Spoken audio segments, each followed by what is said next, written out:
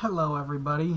Um, I just need to respond to an email I received that, as I understand, other people also received because they've been messaging me about it. And it was from Dan Newman, and it relates to an incident that occurred last October where I had come home from my second job, and around midnight my phone started going off, and my wife asked what it was, and I said it was Dan messaging me. So she messaged him, quite irritated, I will admit, telling him that he should be more aware of what hour of the day it is, and that most normal people would be sleeping. Um. Anyways, I don't have her phone, so I can't read exactly what she wrote, but I'll admit it was mean. But it wasn't inaccurate, and I shared it with other people at the time who agreed that he does do that a lot. So it's not just me. Anyway, so he blocked me on Facebook. I was like, oh, whatever. It's just one of Dan's little moods. It will pass, but it didn't pass. And then when a couple of my other online fan collecting mutual friends attempted to reach out to him on my behalf, he blocked them as well. And when that occurred, since me and one other of those people were, and still are, administrators on the Facebook ceiling fan group, we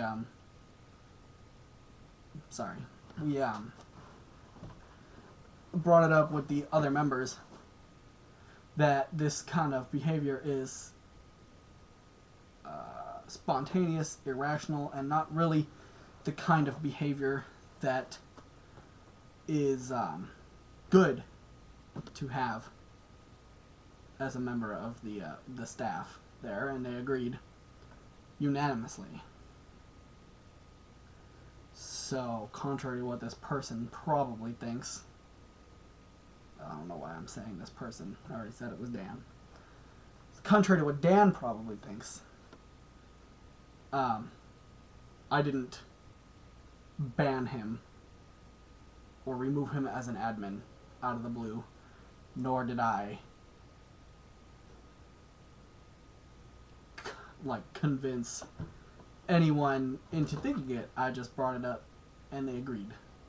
And I mean, it was right there, plain as day, you know.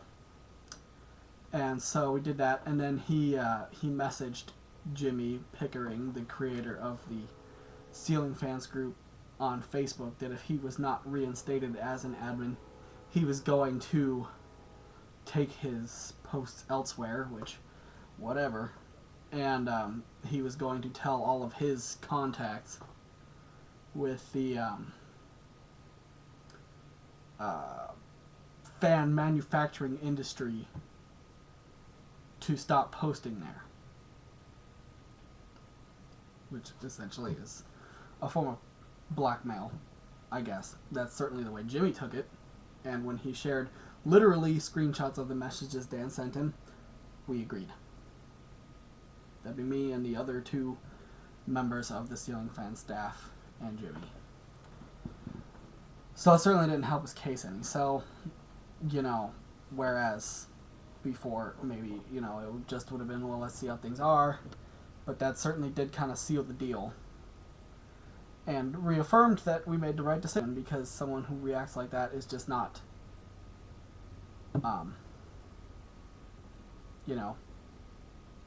Good. So anyway, he created a page on his Facebook called Dan Spiffy Newman Ceiling Fans, whatever, don't care. And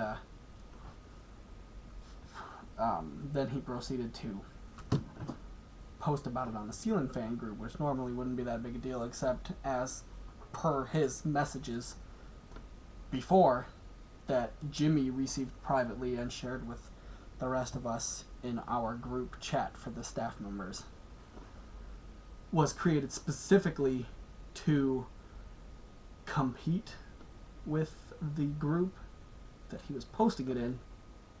So yes, he was banned for that. That was a rule he created. No advertising competing groups. But he was unbanned a couple of days later. Anyway, today I get just a ton of messages about an email, which I also received.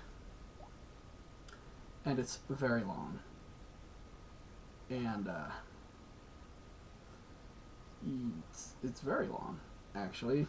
And I am still to this day getting questions of what happened. I absolutely refuse to say negative things about someone I once considered a friend behind their back, so much that I felt obligated to temporarily block other friends who were attempting to pressure me into talking about it. So he was doing me a favor by blocking those other people. I thought if I refused to discuss it, it would go away, but that's not happening. So this is talking about it in front of Zachary's back. Whatever.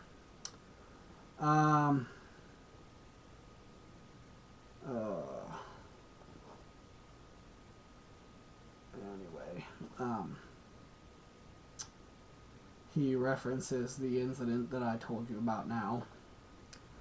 He doesn't. Before we left, around 9 p.m. Central, I got a group message to Zachary and Richard. No, that was a lie. It was actually probably about 11:45 that started, because I was at work at 9 o'clock Central, and I would have got it. And in fact, I can pull that up on my phone, I'm sure, if I go back far enough. Shortly after that, I got the following message from Zachary's wife. And this is what she said, because I did see it. It says, "What the hell is the matter with you? Zachary is trying to sleep and you message him? What the hell was so important that it couldn't wait until tomorrow? He works 14-hour days and sleep is very important to him. Don't message him after 10 ever again. It is very inconsiderate and rude. I know that is your default setting, but try to have some respect for my husband's sleep." And he says, "I responded in kind and said that I would be blocking both of them, and she said to go ahead." I don't believe I heard from her or Zachary after that point. Then he says that he blocked me to do me a favor so that he wouldn't message me again after, whatever time. So thank you, Dan, for doing me that favor. You're quite the guy. Then he says I was not the friend that he thought I was. To date, I sent him a great many fans shipped at my expense, either with pay/trade me when you can or don't worry about it. When there are public conflicts between him and Orwat or Hicks, I consistently defended him publicly. Anyways. Public conflicts. Internet arguments. I mean, Matthew Orwat got some fans in San Antonio that I was looking at getting. He and I talked about it. Whatever, life went on. Brian Hicks is one of the current administrators of T, which, as you guys may recall, I used to be, and there's friction there. But whatever, I mean, I've never met Brian or really Matthew Orwat, and probably never will. Maybe Matthew Orwat, because he comes to San Antonio sometimes. And big deal. I mean, shoot. I'll probably invite him over to get fans out of my shed, you know? Just like I did just recently with Mark Ryan Walker and other people. Um,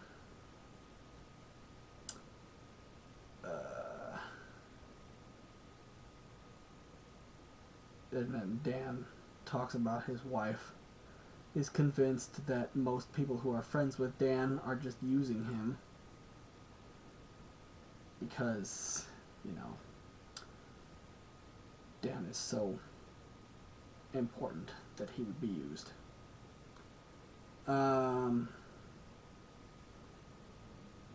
Then he says that his wife would never say anything negative about other people because she knows that Dan values them and their friendships, and she wouldn't want to damage them. Then he points out that Kelsey was not that same way. So, Kelsey's my wife, by the way. I don't think I mentioned that. But I'm sure you probably inferred.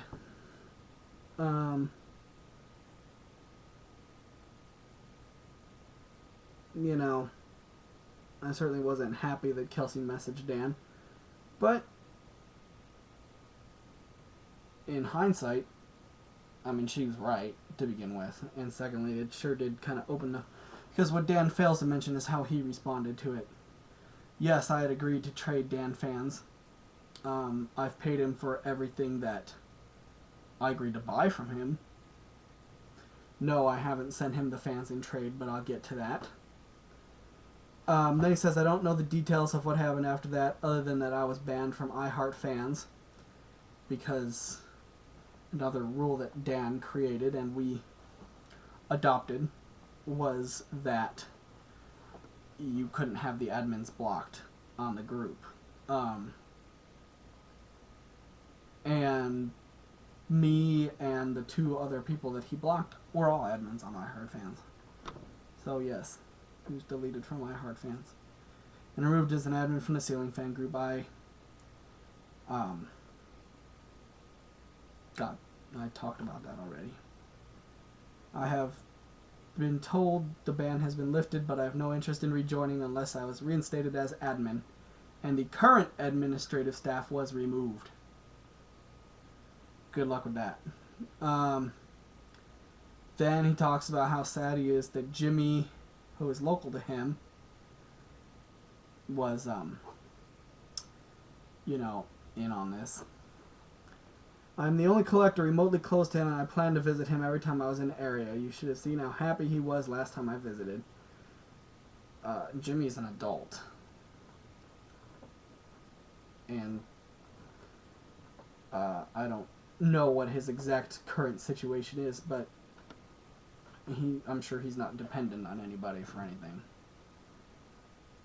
Depending on how you look at it, either the group or Fanimation was second most hurt by this turn of events. Fanimation, current members of the group have probably noticed Fanimation content has reduced considerably.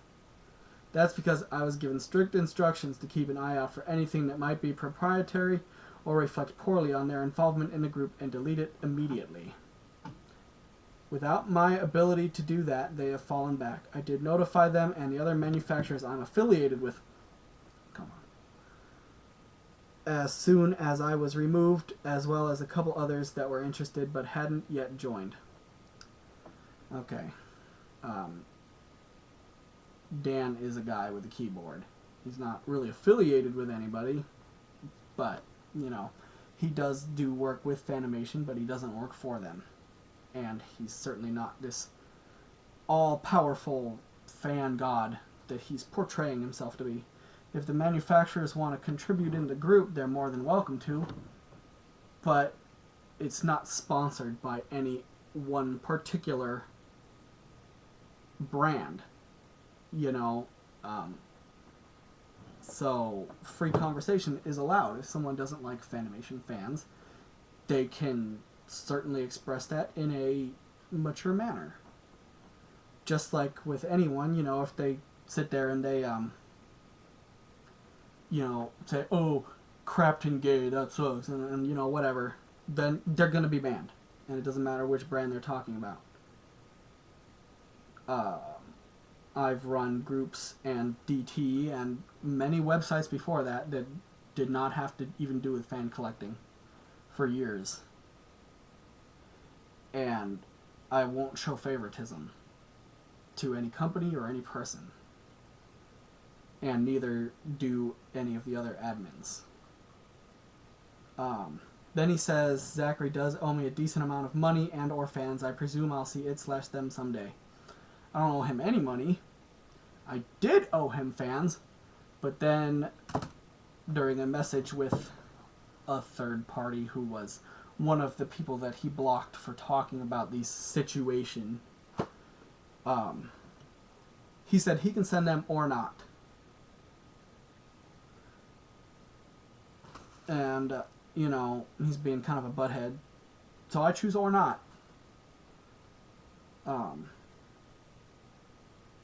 As for money, I don't really owe him any money. All the agreements we had for trade, which he null and voided with that one message. As I said above, no replies are necessary. If someone feels I left something out, feel free. But I'm not going to involve myself in a back and forth with anyone. Most of us are adults with responsibilities and should have no time or patience for internet bickering. Hang on a sec. Let me go back to that last line. Most of us are adults with responsibilities. Indeed. I have this house and my cabin and my wife to take care of, which is why I work 2 jobs. I work, at the time it was 8 a.m. to 10 p.m. Now it's 9 a.m. to 11 p.m., but either way, the point is they're long days. And when I get home, pretty much it's a beeline straight to the bed. So, to just get messages about something that had really already been resolved, because I'll tell you exactly what it was about. Dan had a Spirit of Saturn that didn't work. And I told him before that if Richard Moss wanted it, to sell it to him. But apparently that wasn't verification enough, because he felt the need to start a group chat pretty close to midnight about it. And other people have told me that he messages them around 2 whatever in the morning. Just odd hours. And yeah, it's on Facebook, but these days Facebook is connected to everyone's phone. It is. You know, I get Facebook messages and they chime on here. Someone comments on something, it chimes on here. It's just integrated. You may as well be calling me. And that's the same for pretty much anyone with a smartphone that has Facebook installed on it. And Dan, I'm sure, knows that. So, you know, I don't know. But that email, let me tell you, I'm not going to say who these replies are from. That's not anyone's business but me, because I'm the one that received them. But we have commented on them.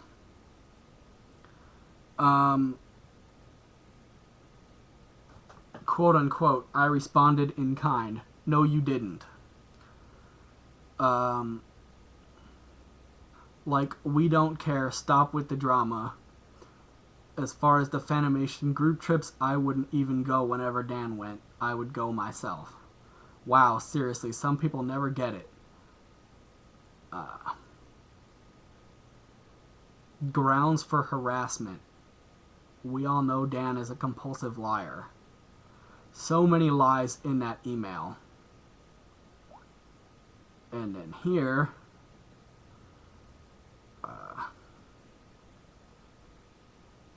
it seems kind of random that he would send it right now.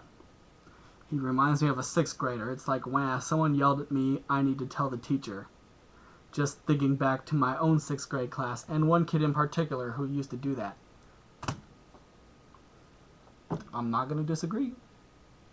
It's you know, I've had deals with many people.